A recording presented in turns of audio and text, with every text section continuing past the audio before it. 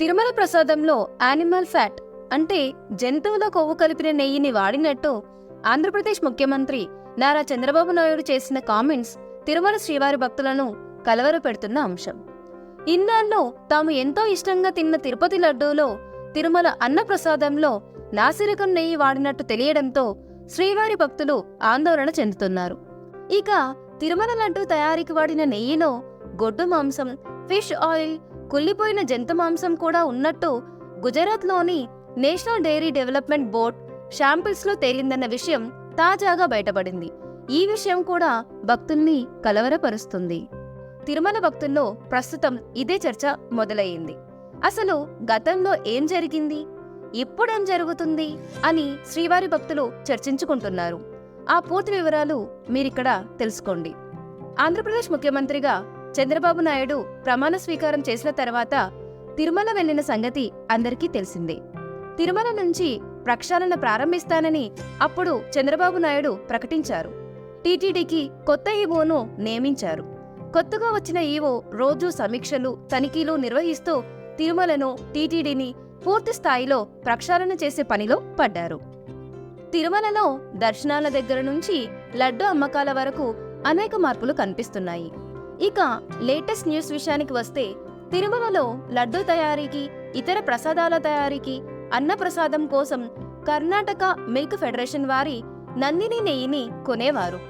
ధర విషయంలో రాజీ పడాల్సి వస్తుందని ఈ కంపెనీ నెయ్యి సప్లైని ఆపేసింది. టెండర్ ప్రక్రియ ద్వారా కొన్ని ఇతర కంపెనీలు టీటీడీకి నెయ్యిని సరఫరా చేశాయి. అయితే నందిని నెయ్యి ఆపేసిన తర్వాత తిరుమల లడ్డు రుచి తగ్గిందన్న విమర్శలు కూడా వచ్చాయి.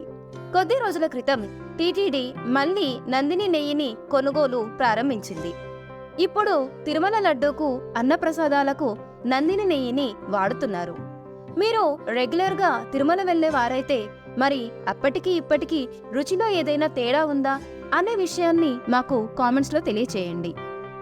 స్వచ్ఛమైన నెయ్యిని కొనుగోలు చేయడం కోసం తిరుమల తిరుపతి దేవస్థానం ప్రత్యేకంగా కమిటీ వేసి మరీ నందిని నెయ్యిని ఉపయోగించాలని తేల్చి చెప్పింది.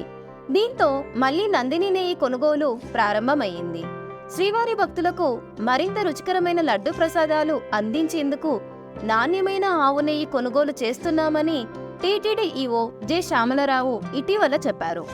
లడ్డూ నాణ్యతపై ప్రత్యేక దృష్టి పెట్టామని, నాణ్యమైన నెయ్యి ద్వారా లడ్డూ నాణ్యత పెరుగుతుందని నిపుణులు తెలిపారన్నారు. గతంలో నెయ్యి సరఫరాదారులు నాణ్యత, రుచి, వాసన లేని ఆవు నెయ్యి సరఫరా చేశారని చెప్పారు. ఇప్పుడు తిరుమలలో గతంలో ఉపయోగించిన నెయ్యిపై స్వయంగా AP CM Chandrababu Naidu comments చేయడం భక్తులను కలవరపరుస్తుంది. మరి స్వయంగా సీఎం చెప్తున్నట్టు అప్పుడు నిజంగా యానిమల్ ఫ్యాట్తో తయారైన నాసిరకం నెయ్యి వాడినట్లయితే అంతకు మించిన పాపం ఉండదు. మరి ఈ వ్యవహారంలో ఇంకా ఎలాంటి నిజాలు బయటికి వస్తాయో వేచి చూడాల్సిందే. తిరుమల శ్రీవారి భక్తుల మనోభావాలు దెబ్బతినేలా ఎవరు ఎలాంటి పనులు చేసినా అది పెద్ద తప్పే అవుతుంది. భగవంతుడు అన్నీ గమనిస్తుంటాడు. కర్మఫలం ఎవరైనా అనుభవించాల్సిందే.